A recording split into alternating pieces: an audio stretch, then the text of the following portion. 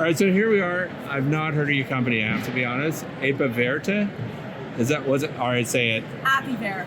Apiverte. The E is silent. We're from Western Quebec. Western Quebec. And you're Sandra. What is your position with the company? I am the owner. Oh, you're the owner. Good. We came to the right person. So, by the way, this has a lot of things I like. It's similar in some way to the AZ hives, these buildings. That is exactly right. So this is a hybrid between an AZ and a Langstroth. We're taking the best features of both of them and turning it into one system. We're trying to work with how the beekeeper works. Bees will live anywhere. They'll live in a dirty tire. They'll live in your wall.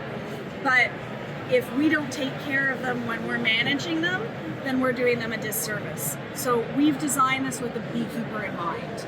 If we were all in beekeeping gear and had big gloves on, everything you're going to see on here is designed for gross body movement versus fine body movement.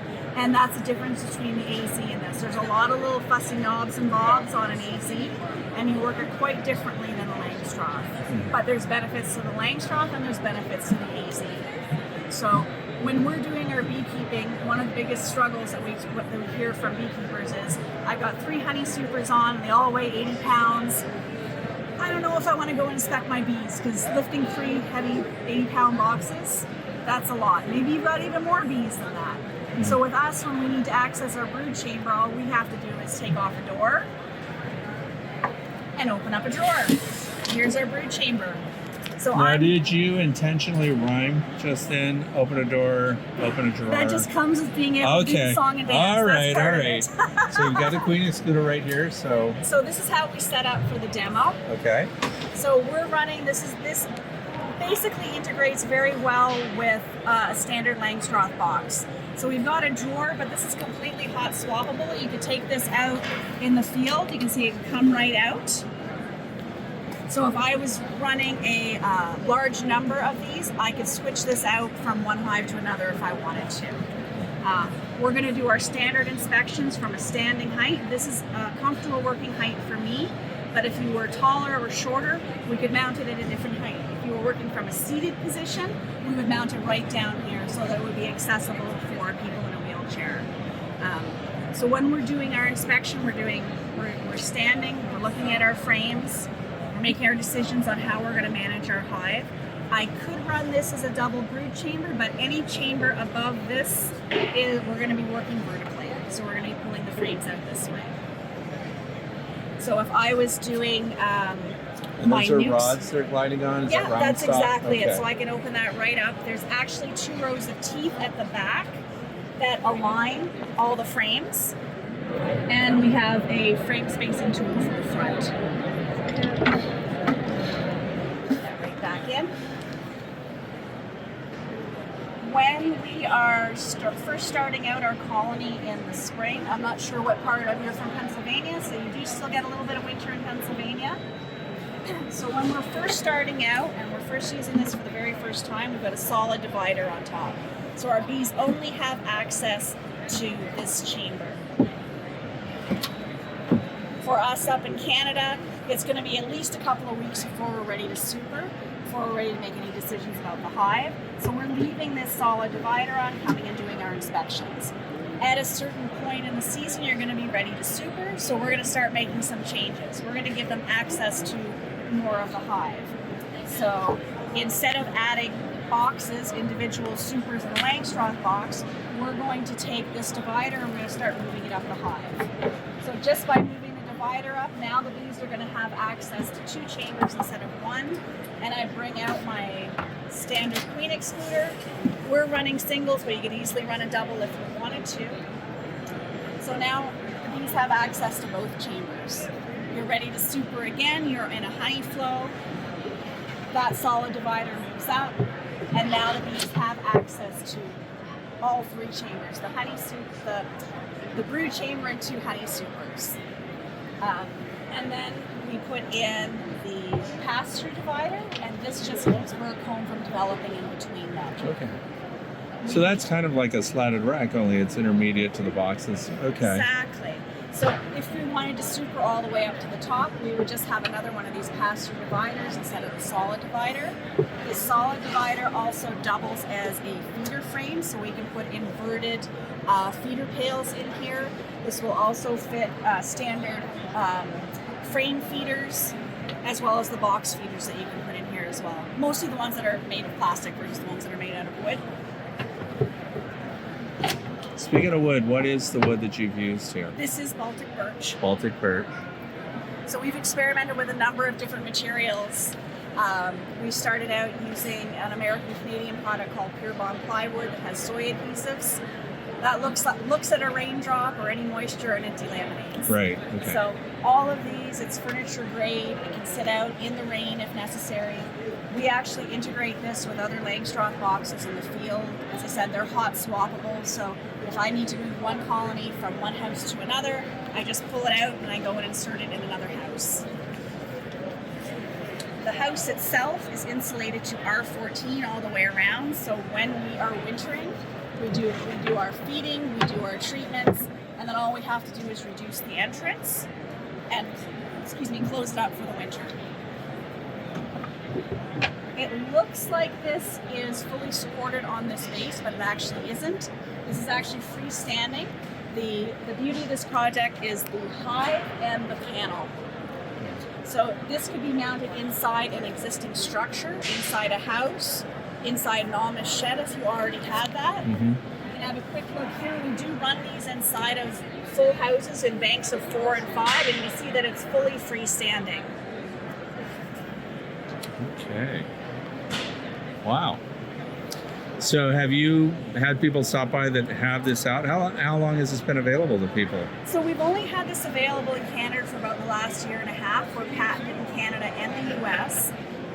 But we're here in the States for the very first time looking for partners. Oh, okay. So we're looking for manufacturing partners. We're looking for distributors. It's a lot easier to manufacture something on this side of the border and ship it around than it is to manufacture it in Canada and go across the border. Now I notice it's set up for 2 colonies, the way the structure is. Do you have a larger version that's for more, or are you trying to size it for 2 colonies and leave it at that? So absolutely, it comes in numerous different configurations. This style of house, we have it as a single, this is a double house, and we also do this as a quad. A quad. Oh, that's what's pictured down here. That's one of the quads right here. All right. And we also do them in houses that can handle 8 or 10 hives. Okay. We're running every different size in our own apiary. We have about 35 different sites running singles, doubles, quads, 5 units, 10 units. This could also be installed in tractor trailer. So if you're doing pollination services, portable system. Instead of loading up all the supers in the back and having to net the entire thing, you could actually convert a semi into being able to fully inspect the colonies inside. The only difference we would add a row of teeth on the inside of the door to keep the frames from moving in transit. Yeah. All right. So you can have the panel can support up to banks of 5 of these. So you have multiple banks, and they're very much mounted like a picture window.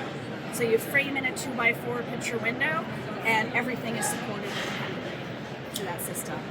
This system, the way it's shown right here, what's my question going to be? What's that going to cost? So American is about $3,500. For this system as it's shown right here. For this system, it comes with all the frames inside, insulated to R14, like I said. This is the people side. The other side is the B side. Let's look at the B side. Sure, let's go take a look at the B side. So these are very attractive houses. They're all finished in V-joint pine. We've got a 5-way entrance reducer here, so it can close down 5 different ways. You've got a little robbing guard and mouse guard up here that you just flip around if necessary. We've got a secondary entrance up here and awnings on top of both the entrance to protect a little bit from the elements. When we're building them and we're customizing them for people, they get a choice of what kind of roof they want.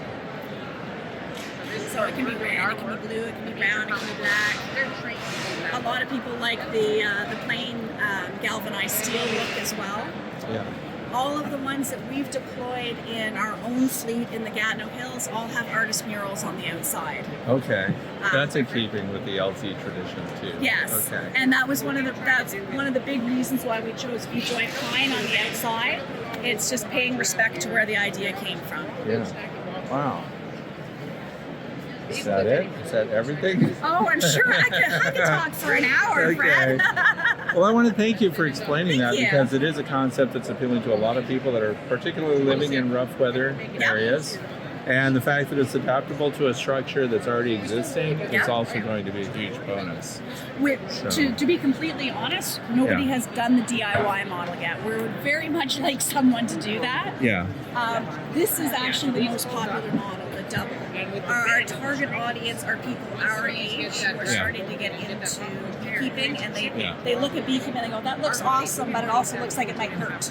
Okay. Yeah. It's heavy. 80 Sure. pounds is a lot of weight to be schlepping around. Absolutely. So Yeah. if we can take that out, and the only time that you really have to worry about lifting is when you're harvesting, Yeah. then that's going to take a lot of the stress out of it. And I see this as a cross right now. There is a lot of interest, especially for people with limitations, using horizontal hives, the long Langstroth. And then, of course, there's the big debate about the colony biology and the warmth management. And this satisfies the vertical requirement and keeping that handling one frame at a time for those who have limited ability. Exactly. So I think it is an actually really strong design. So one of the cool things about this is just the height that works for me. Right. You could do any height. Brought all the way down. Right. This can be worked from a seated position. We can customize this instead of being 4 chambers high, it can be 3 chambers high. We've worked that into it, but we need to work with somebody who actually has some mobility issues to properly test it. Because I can sit in a chair, but I know I can get up. Right. Yeah. And it's not just those older people with limitations or physical disability, but also our youth. There's a growing group of children. I have one who's 9 years old and wants to run everything. Everything is manageable, then even for younger supervised kids, of course. But I want to thank you for your time. It was a great presentation. Fred. I Thank you. It was appreciate it. nice to meet you.